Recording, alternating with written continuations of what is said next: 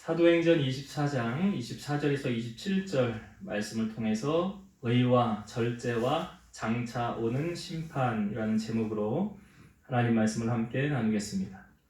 우리가 저번 주에 잠깐 말씀을 복습하면 바울이 이제 그 벨릭스 총독 앞에서 변호하는 게 나오죠. 그 전에 대제사장 아나니아라는 사람, 또 어떤 장로들 변호사 사가지고 와서 바울을 고발하려고 했죠. 그 말을 듣고 난 후에 바울이 바로 하는 말이, 내가 지금 고발을 당하는 이유가 무엇이냐? 내가 한 것은 나는 하나님을 섬기고 또 율법과 선지자의 글에 기록된 것을 다 믿으며 살아왔다. 그런데 저들이 나를 나사렛의 이단이다라고 지금 그렇게 잡아매서 나를 옥에 가두고 어려움을 주려고 한다.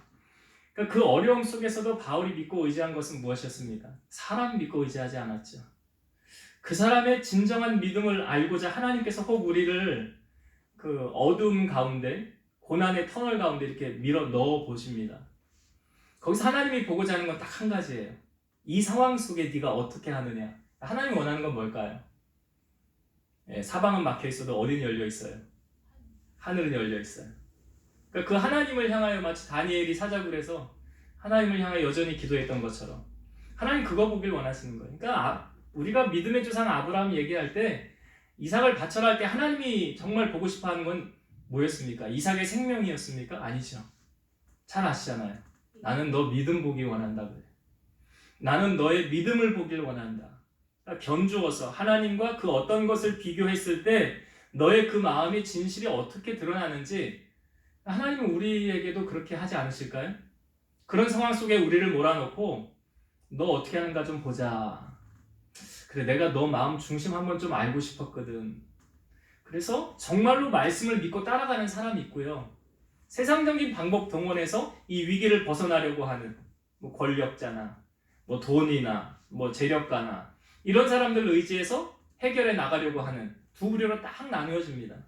하나님이 정말 보고 싶어 했던 건 하나님의 말씀 믿고 나아가느냐, 그거 보길 원하시는 거예요.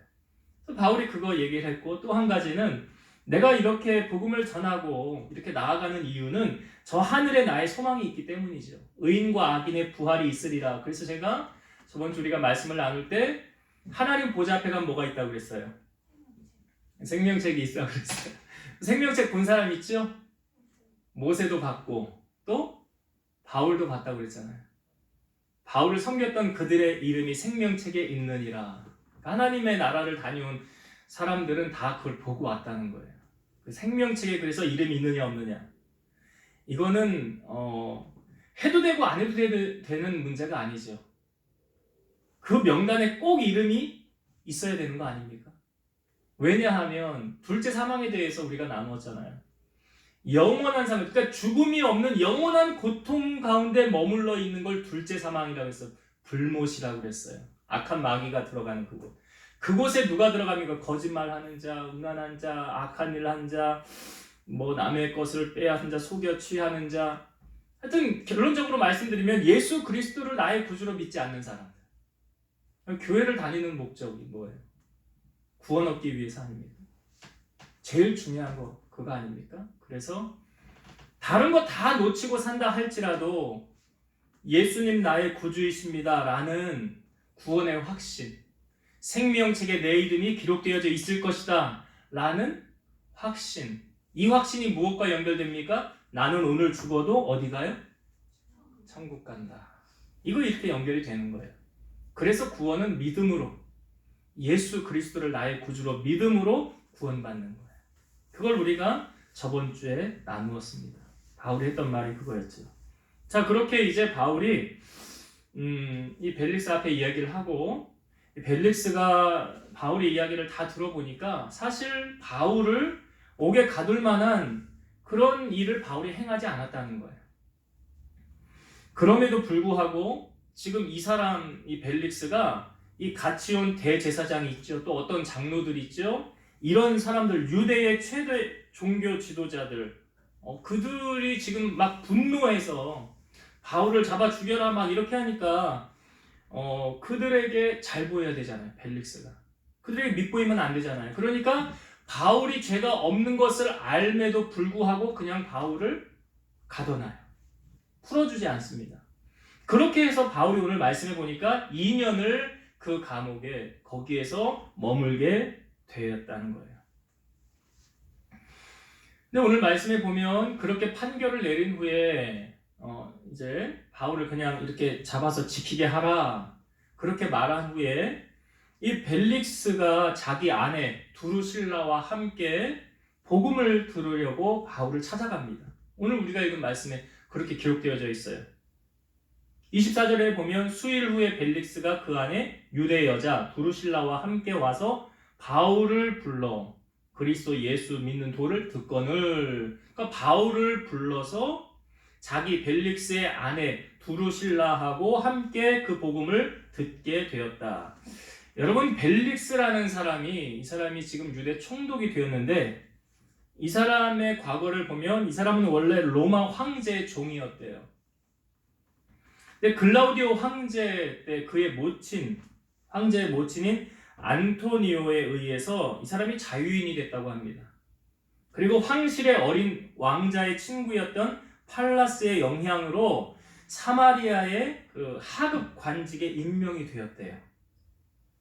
근데 이 사람은 아첨과 간교한 사술이 뛰어나서 후에 그 부정한 방법으로 유대의 총독에 오르게 됩니다. 그래서 이 사람은 그 유대 총독이라는 자리에서 자기의 욕심을 채우고 그 자리만 유지하고 그 사람들 비유 맞추고 뒤로 돈 받고 이런 자기 사리사욕을 채우는데 아주 열심히 했다는 거예요. 그리고 이 사람의 아내로 소개하는 두루실라 있죠. 이 두루실라는 사실 이 벨릭스의 세 번째 아내예요. 첫 번째, 두 번째 아내도 아닌 세 번째 아내입니다. 이 두루실라에 대해서는 우리가 사도행전 앞부분에 보면 예수님의 12제자 가운데 가장 먼저 순교를 당한 야고보라는 사람이 있죠. 그 야고보를 죽이라고 명령을 내린 사람이 헤롯이에요. 헤롯 아그리파 1세입니다. 근데 이 헤롯 아그리파 1세의 막내 딸이 바로 이 두루실라예요. 이 사람은 원래 처음에 그 에피파데스라는 유대인하고 약혼을 맺었어요. 그런데 이 사람이 그 유대인이라고 오늘 소개하고 있잖아요. 그러니까 이방인하고 결혼을 할 때 조건이 뭐였냐면 그 사람들은 할례를 행해야 내가 받아들인다. 이런 할례를 받는 조건으로 약혼을 했어요. 그런데 이 사람이 그걸 지키지 않는 거예요. 그러니까 파혼을 해버린 거예요. 같이 살으려고 하다가. 그 후에 이 조건을 받아들인 아메사의 왕 아지즈와 결혼을 하게 됩니다. 그런데 이 결혼해서 살다가 이 사람하고 이혼을 하게 돼요. 이혼을 하게 된 이유가 뭐냐면 유대 총독이 벨릭스가 이 여인의 미모에 너무 반해서 그 여인을 이제 구애를 한 거죠. 나와 함께 결혼해달라고. 나 당신 없으면 못 살겠다고. 그러니까 이 여인이 그 결혼했던 그 사람을 차버리고 자기를 사랑하는 남편을 쫓아서 그 사람이 누구냐? 벨릭스예요. 이 벨릭스를 쫓아서 이를 결혼을 하게 된 그 둘 다 세 번째 결혼이에요. 이게 둘 다요. 그러니까 이 부부는 한결같이 무절제하고 자기 욕망에 살아온 사람들이라는 거죠. 근데 이 사람들이 지금 바울 앞에 복음을 들으려고 와 있는 거예요. 그러니까 바울이 이들을 향하여 이제 복음을 전합니다. 여러분, 사도 바울을 우리가 보면 사도 바울은 권력자 앞에 어떠했습니까? 당당했죠.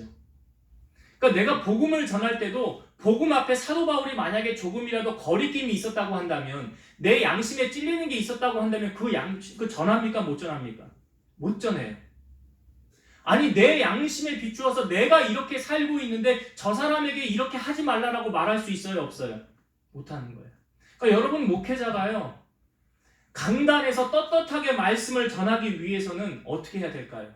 말씀의 거울에 비추어서 본인의 양심에 그것이 찔리면 이거 말할 수 있어요? 못해요? 못하는 거예요. 못하는 거예요. 그래서 목회가 힘든 거예요. 왜요? 이중적인 생활을 하면 안 되잖아. 강단에서는 사랑해라, 용서해라, 뭐 악한 짓 하지 말라라, 뭐 이렇게 말하면서 삶으로는 본인이 그렇게 살지 않아. 그러면 가장 힘든 사람이 누굴까요? 그걸 옆에서 다 아는 사람. 그래서 목사님들이 설교할 때 가장 두려워하는 사람이 누군지 알아요? 사모님이. 왜? 일거수일투족 다 아는데 그러고 말하면 집에서는 엉망인 양반이, 애들한테도 막 못하는 양반이, 교회에서는 뭐 당신이나 똑바로 하세요 그러지 않겠냐고요, 속으로. 그러니까 이게 어려운 거예요. 이게 삶하고 괴리될 수 없는 거잖아요. 삶 속에서 자기가 그렇게 살면서 전해야지, 그렇게 못 살면서 전하면 이중인격자잖아, 위선자잖아요. 그러니까 바울이 지금 복음을 전함에 있어서 바울에게 양심에 조금이라도 거리낌이 있거나 찔림이 있으면 담대하게 복음을 전할까요? 못 전할까요? 못 전하죠. 그러니까 저번에 우리가 앞부분에 볼 때 에베소 교회 장로들하고 마지막으로 고별 설교할 때 서로 눈물을 흘리며 끌어안으며 내가 어떻게 했느냐, 여러분들을 위해서 모든 겸손과 눈물로 내가 목회하지 않았느냐 그러잖아요. 그 마지막 고별 설교할 때 시간 되면 다시 보세요. 사도행전 20장 뒷부분에. 그러니까 바울이 그렇게 했거든요. 그러니까 지금 유대 총독 앞에서도 그 사람 앞에서 아첨하는 말이나 그 사람을 기분 좋게 하는 말을 바울이 전하지 않았어요. 어떤 복음을 전하였느냐? 제가 오늘 본문의 제목을 25절에 있는 이 말씀을 정했거든요. 25절을 한번 다시 읽어보겠습니다. 바울이 의와 절제와 장차 오는 심판을 강론하니 벨릭스가 두려워하여 대답하되 지금은 가라, 내가 틈이 있으면 너를 부르리라 하고. 자, 바울이 지금 복음을 전했는데 세 가지 주제의 복음을 전했어요. 첫 번째는 뭡니까? 바울이 의와 했어요. 의와. 여러분이 의라는 말을 생각할 때 우리가 요즘에 주일날 오후에 말씀을 나눌 때 로마서 말씀 나누죠. 거기에 이 의가 자주 등장하잖아요. 로마서 1장 17절 복음에는 하나님의 의가 나타나서 믿음으로 믿음에 이르게 하나니 기록된 바 오직 의인은 믿음으로 말미암아 살리라 함과 같으니라. 복음에는 하나님의 의가 나타났다. 여러분, 복음이 뭐예요? 복음이 누구 소식입니까? 예수님 소식이잖아요.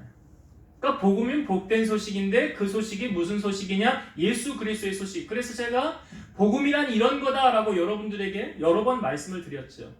복음이란 예수님께서 사람으로 오신 것을 우리가 인정해야 되는 것이고, 주님께서 오실 때 모든 사람은 다 죄가 있는데 죄 없이 세상에 오셔야만 했기 때문에 성령으로 마리아의 몸을 통해서 잉태되어 주님이 오셔야만 했다. 그래서 예수님은 죄가 없으시다. 예수님이 죄가 없어야 다른 사람의 죄를 대신 씻어줄 수 있으니까 주님이 그렇게 오셔야만 했고, 그리고 주님께서 고난받으시고 십자가에서 물과 피를 쏟으시고 생명을 내어주시며 우리를 위하여 대신 죽어주셨다. 주님의 대속, 그러니까 히브리서 말씀에 보면 피 흘림이 없이는 사함이 없느니라. 구약시대 제사 드릴 때 그 양이나 염소, 송아지 끌고 와서, 소 끌고 와서 얘를 피 흘려서 죽임으로 말미암아 그 사람의 죄가 이 짐승에게 전이가 되어서 당신이 깨끗하게 됩니다. 그런 원리로 예수님이 십자가를 지셨다는 의미는 우리의 죄를 사해 주기 위해 주님이 십자가 지셨다는 거예요. 십자가 지신 그 주님께서 죽음으로 끝났습니까? 아니에요. 사흘 만에 부활하셨죠. 그 예수님의 부활은 우리에게 어떤 의미를 있습니까? 우리가 한 번 죽는 걸로 끝나는 게 아니라, 그 죽음으로 끝나는 게 아니라 두 번째 삶이 있다.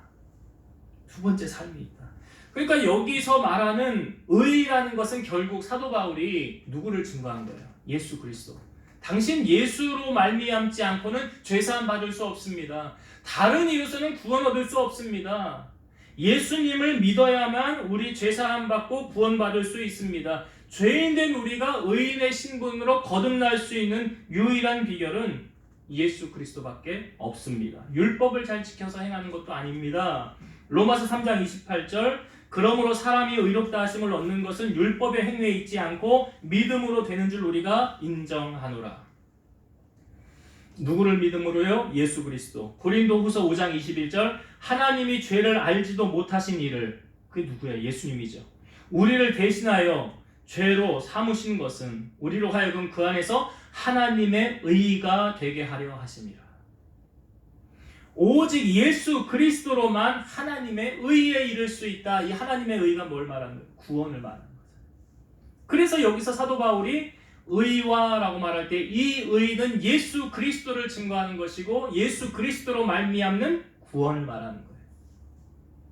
그러니까 교회 다니는 가장 첫 번째 목적은 뭐예요? 구원받기 위해서 아닙니까? 이 비유를 예수님께서 노아라는 사람이 방주를 지을 때 사람들에게 방주로 들어오세요 그랬어요. 이제 비가 내릴 겁니다. 사람들은 노아의 말을 믿지 않았어요. 그리고 배를 다 지은 후에 문이 다 닫힌 다음에 비가 내리기 시작하는데 40일 동안 비가 내려서 온 땅이 잠기지 않은 곳이 없었어요. 그 위에 있던 모든 생물들은 다 죽게 되었다는 사실이죠. 그 방주를 오늘날로 무엇로 비유합니까? 교회죠. 그 방주는 교회를 비유하는 거예요. 그래서 교회로 나와야, 그래서 방주로 들어와야 사는 것처럼 교회로 나와야 우리가 하나님의 구원을 경험할 수 있다. 다른 방법으로 구원 얻을 수 없다라는 것을 바울이 가장 중요하니까 제일 먼저 말한 거예요. 의와 두 번째 무엇입니까? 의와 절제와 그랬어요. 절제. 여러분, 절제라는 것은 인간의 욕망을 이성과 양심에 의해서 억제하는 것. 우리 인간들에게 욕망이 있지 않습니까? 그것을 이성과 양심에 의해서 억제하는 것, 참는 것, 절제하는 것. 그러니까 욕망에 사로잡혀 사는 사람들은 대개 보면 권력을 남용하게 되죠. 그리고 자기의 것을 취하기 위해서 온갖 수단과 방법을 다 동원을 합니다. 갈라디아서 말씀에 보면 성령의 9가지 열매가 소개되고 있어요. 사랑과 희락과 화평과 오래 참음과 자비와 양성과 충성과 온유와 그 마지막이 절제. 성령의 열매. 절제 없이 욕망대로 살면 결국 모든 비극을 유출하게 된다는 사실이죠. 그래서 건강에 손실을 가져오고 가정이 파괴가 되고 이웃에게 해를 끼치게 되고 자기 자신의 생명에도 손해를 끼치게 된다는 사실이에요. 이것을 알기 때문에 성경은 디모데후서 3장 22절 또한 너는 청년의 정욕을 피하고 주를 깨끗한 마음으로 부르는 자들과 함께 의와 믿음과 사랑과 화평을 따르라. 세상적인 정욕을 피하라 그랬어요. 고린도전서 9장 22절 이기기를 다투는 자마다 모든 일에 절제하나니 그들은 썩을 승리자의 관을 얻고자 하되 우리는 썩지 아니할 것을 얻고자 하노라. 쉽게 말해서요, 우리가 예수님을 믿음으로 말미암아 참으며 살아가야 되는 게 얼마나 많습니까? 우리가 참으며 살아가야 되는 게 얼마나, 우리가 세상 사람들하고 똑같이 할 수 없는 게 얼마나 많아요. 걸리는 게 얼마나 많습니까? 그러니까 세상에서 누리고 싶은 거 다 그냥 누리고 마음껏 그냥 이렇게 살고 싶지만 그렇게 우리가 살 수 없는 이유는, 그러니까 절제하는 거죠. 그게 그런 이유는 하나님이 기뻐하지 않으시기 때문에. 디모데후서 1장 7절 하나님이 우리에게 주신 것은 두려워하는 마음이 아니요 오직 능력과 사랑과 절제하는 마음이니. 그러니까 죄악 가운데 우리가 살고 있지만 이 죄가 참 달콤하게 다가오는데 우리가 그 죄를 미워하고 배격하고 따르지 않는 것은 하나님이 주시는 그런 마음이 우리 안에 있기 때문에.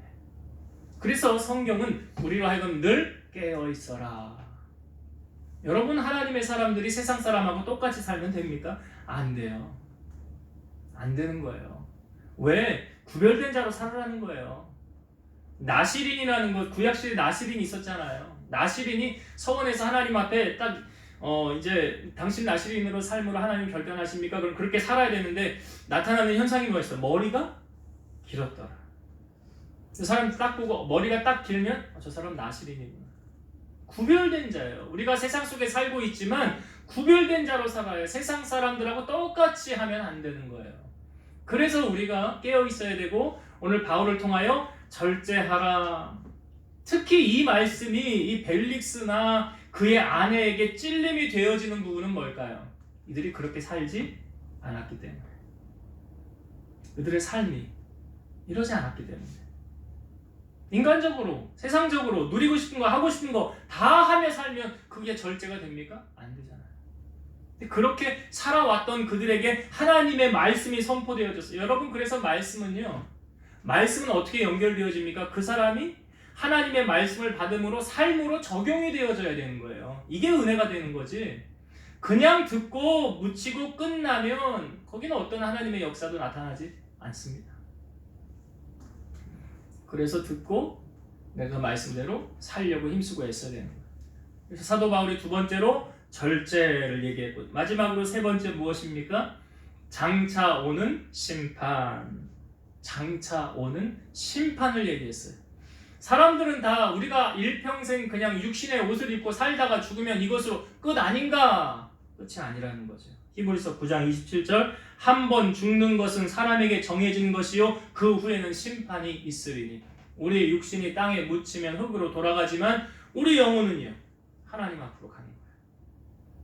하나님 앞에 딱 서는 거예요.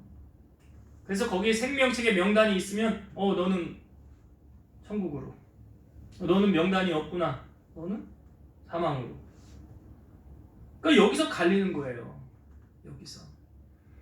그러니까 영원한 사망, 둘째 사망이 있고 영원한 생명, 영생이 있다는 거예요. 그래서 예수 믿으면 어떻게 돼요? 사망에서 생명으로 옮겨졌느니라. 누구로 말미암아? 예수로 말미암아.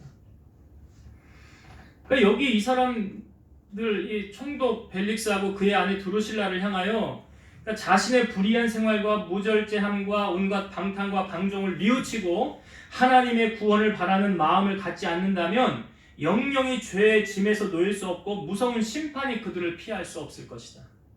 누구도 이것은 예외가 없다라는 거예요. 그러면 여러분 보세요. 지금 이들에게 하나님의 말씀이 선포되어졌어요. 얼마나 큰 축복입니까 이게. 영원히 가야 되는 이 사망을 갈 수밖에 없는 이들이 지금 바울을 통해 하나님의 말씀을 들었잖아요. 그럼 어떤 반응이 나타나야 됩니까? 내가 하나님 앞에 말씀의 거울에 비춰보니까 잘못했었네, 잘못 살았네, 하나님 말씀이 이러하네. 그럼 내가 이제 말씀을 받았으니까 내가 이제 말씀대로 살아야 되겠다라는 삶의 결단이 있어야 되잖아요. 나 이제 그렇게 안 살 거예요. 나 이제 옛날처럼 살잖아. 이제 하나님이 기뻐하는 대로 살 거야. 그래서 고린도후서 5장 17절, 그런즉 누구든지 그리스도 안에 있으면 새로운 피조물이라 이전 것은 지나갔으니 보라 새 것이 되었도다. 하나님이 지나간 거에 묻고 따지는 하나님이 아니에요. 요한일서 1장 9절, 만일 우리가 우리 죄를 자백하면 그는 밉보시고 의로우사 우리 죄를 사하시며 우리를 모든 불의에서 깨끗하게 하실 것이요. 내가 고백만 하면. 여러분, 제가 이제 20살에 기도원에 가서 은혜를 받을 때도 하나님께서 우리에게 은혜를 주실 때 언제 하나님의 은혜가 임하느냐? 베드로가 한 말하고 똑같아요. 베드로의 설교를 듣고 심령이 찔렸잖아요, 사람들이. 베드로가 뭐라고 그랬어요?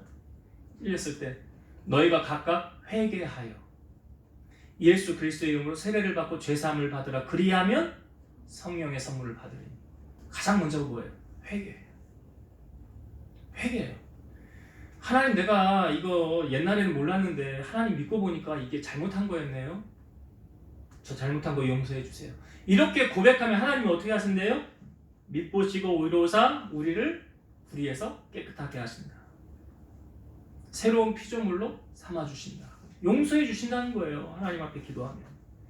지금 이 벨릭스와 그의 아내 드루실라에게 회개하여 하나님의 구원을 얻을 기회가 그들에게 주어졌잖아요. 얼마나 축복이에요 이게.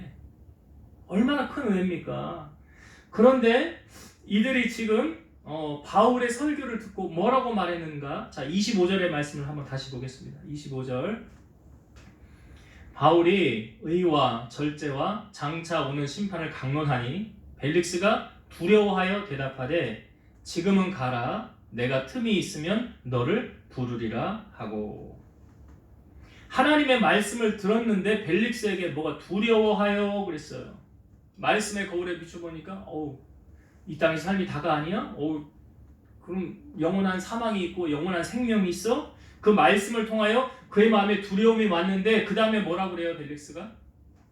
이렇게 말했죠. 지금은 가라. 내가 틈이 있으면 너를 부르리라. 이걸 통하여 우리가 뭘 알 수 있습니까? 벨릭스는 하나님의 그 바울을 통해서 이 말씀을 들음으로 마음의 심령에 찔림은 왔지만 그가 진정으로 회개하고 돌이킴은 없었다는 거죠. 없었어요. 그러니까 회개의 기회를 상실하는 거예요. 지금은 가라. 내가 너를 나중에 다시 부르리라. 근데 여러분 성경은 어떻게 말합니까? 이렇게 말하고 있어요. 보라, 지금은 은혜 받을 만한 때요. 보라, 지금은 구원의 날이로다. 고린도후서 6장이죠. 여기서 주목할 말씀은 뭐예요? 보라, 지금은 은혜 받을 때요. 보라, 지금은 구원의 날이로다. 나중에 기회가 또 있겠지.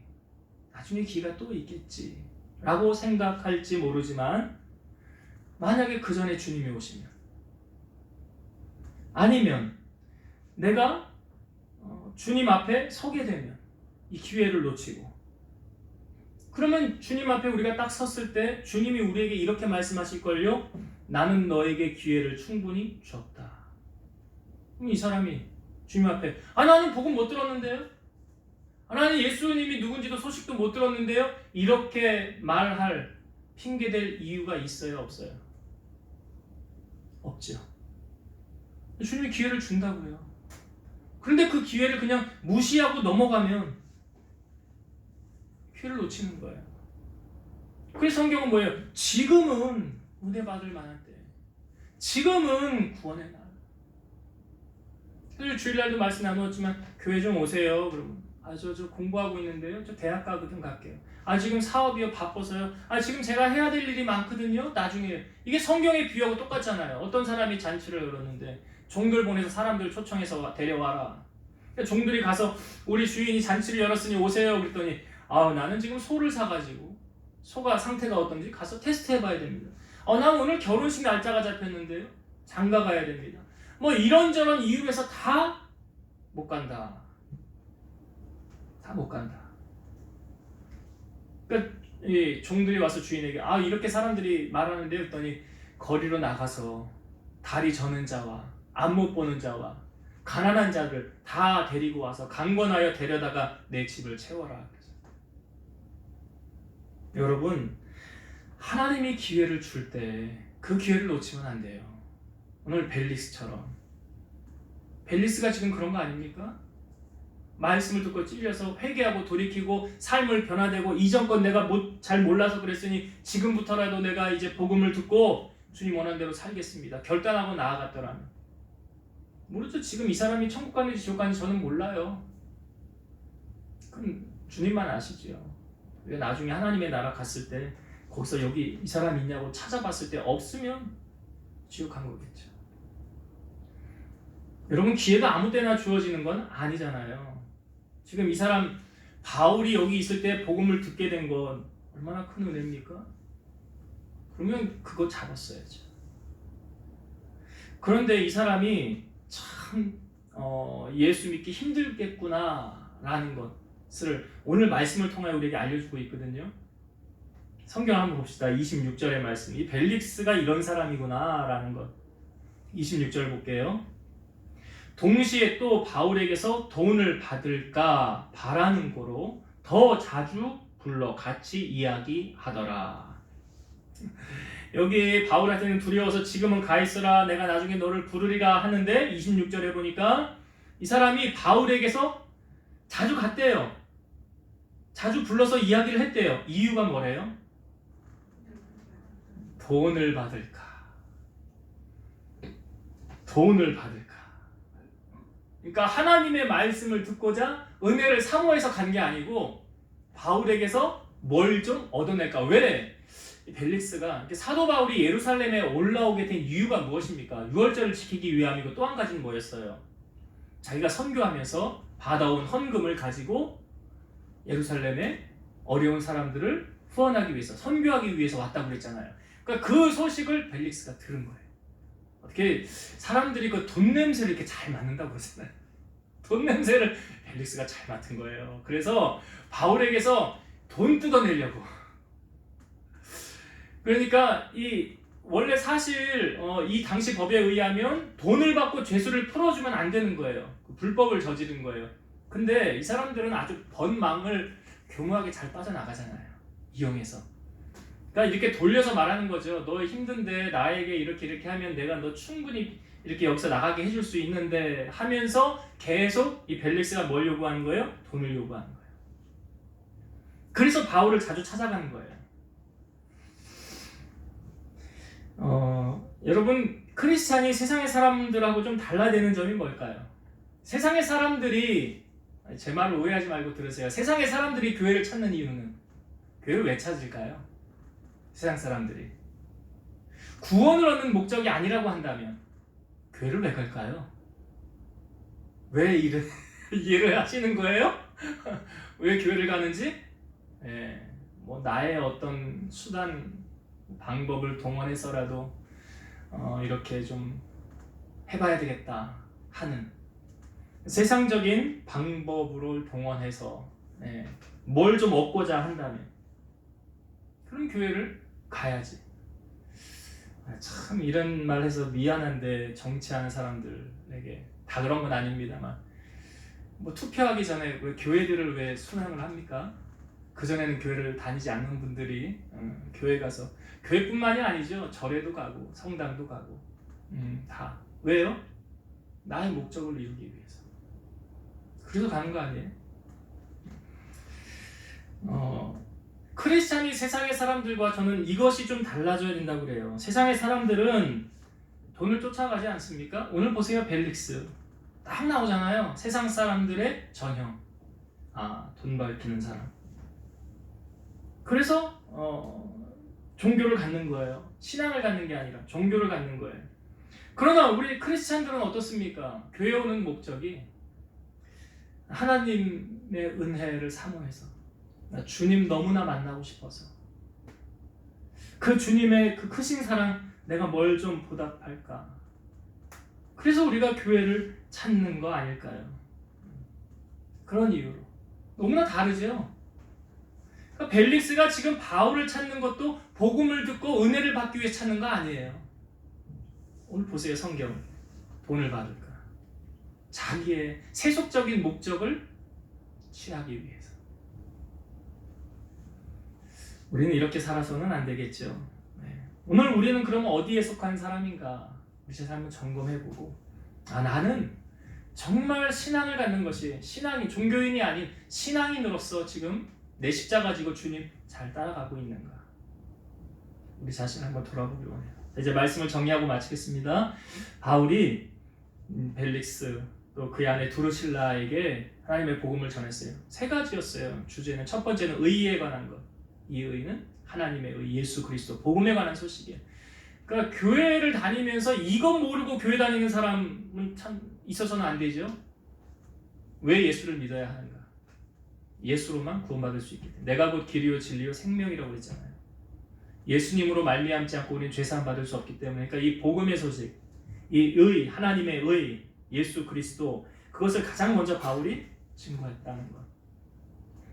두 번째는 절제라고 말하고 있죠. 절제. 그래서 이기를 다투는 자마다 절제한다. 하나님이 우리에게 주는 마음은 두려워하는 마음이 아니라 오직 능력과 사랑과 절제하는 마음, 근신하는 마음. 이것도 하나님 주시는 거예요. 그러니까 죄로부터 하나님께서 우리가 죄의 길로 갈 때 너 그 길 가면 안 된다 하고 막아주시는 은혜. 이거 은혜예요. 이게 하나님의 은혜라고요. 절제할 수 있어야 된다. 그래서 이기기를 다투는 자마다 모든 일에 뭐 한대요? 절제하나니. 제가 그 말씀 좀 드리지 않습니까? 여러분 토요일은 세상의 일로부터 절제해야 돼요. 왜요? 주일날 내가 은혜 받아야 되잖아. 은혜 받을 준비하는 날이라고 했잖아. 토요일. 그래서 절제 이게 절제. 절제가 되어지지 않으면 우리가 한 두 마리 토끼 다 못 잡잖아요. 하나에 올인해야 되는 거예요. 그래서 우리가 살면서 꼭 세상 사람들과 다른 절제함을 가져야 된다. 그리고 세 번째가 장차 오는 심판. 한 번 죽는 걸로 끝난 게 아니라 그 후에 뭐가 있다고 그랬어요? 심판이 있다. 오늘 그 얘기하는 거예요, 바울이. 영원한 사망이 있고 영원한 생명이 있다. 어디로 갈 거냐? 둘 중에 한 군데 가야 된다. 누구나 예외 없이. 그렇다고 한다면 어디로 갈 것인가? 우리는 늘 그것을 묵상하고 다시 오실 주님 기대하면서 살아가야 된다. 그리고 마지막 나누었던 은혜가 아니 왜 벨릭스가 바울에게 잠깐 기다리라고 하고 그 다음에 자주 그냥 바울을 찾았을까? 목적이 뭐래요? 돈을 받을까요? 꼭 이런 생각을 해봤어요, 여러분. 너무 부유한 교회가, 정말 돈이 많은 교회가 아무나 누구든지 예배 참석 한 번 할 때마다 100만 원씩 한 사람에게 준다면, 한 사람씩 100만 원씩, 아니 1000만 원으로 할까요? 한 사람에게 1000만 원씩 준다고 한다면 교회 안 올 사람 있을까요? 근데 그들이 교회를 찾는 것은 돈을 받기 위함일까요? 아니면 하나님의 은혜를 받기 위함일까요? 우리가 교회를 나아가는 목적은 하나님의 은혜, 나를 위해 죽으신 주님의 그 크신 사랑, 그것 때문에 우리가 나오는 거 아닙니까? 그래서 신앙생활은 나를 위해 하는 게 아니에요. 주님을 위해 하는 거지. 오늘 우리가 이 땅에 발을 디디고 살아가는 삶의 목적을 벨릭스와 같이 살면 참으로 비참한 인생이 된다. 오직 예수님만이 나의 삶의 주인 되시고 전부 되신다. 그러한 마음과 믿음으로 우리가 신앙생활하며 주님 기쁘시게 하는 여러분들이 다 되시기를 주의 이름으로 축원드립니다. 기도하시겠습니다. 살아계신 하나님 감사합니다. 바울은 벨릭스 부부에게 복음을 전할 기회가 있었습니다. 그때 바울은 의 되신 예수 그리스도를 증거하고 오늘 우리가 세상에 살면서 사람들과 구별되이 절제하며 살라고 말씀하셨고 장차 오는 분명한 심판이 있을 것이다 라고 알려주었습니다. 이 말을 들은 벨릭스는 하나님이 주는 기회를 놓쳤습니다. 참으로 안타까운 사건입니다. 혹 우리 주변에도 우리가 복음을 전했을 때 외면하거나 미루는 사람들이 있다고 한다면 그들 불쌍히 여겨주시고 주님 품으로 인도함을 받아 구원함에 이를 수 있는 은혜가 임할 수 있도록 역사하여 주옵소서. 특별히 우리 주변에 죽어가는 사람들 얼마나 많습니까? 그들에게 이 복음을 우리가 전하여서 구원의 방주 되시는 주님 앞에 함께 나와 구원의 기쁨을 나눌 수 있도록 은혜 베풀어 주시옵소서. 벨릭스가 믿고 의지한 것은 하나님이 아니라 돈이었습니다. 우리는 무엇을 믿고 의지하며 살아갑니까? 세상의 사람들과 구별된 하나님의 자녀로서 믿음의 길을 잘 영위해 나갈 수 있는 우리 성도들, 그래서 하나님 앞에 하나님의 마음에 합한 믿음의 사람들이 다 되게 하여 주옵소서. 예수님 이름으로 감사하며 기도드리옵나이다. 아멘.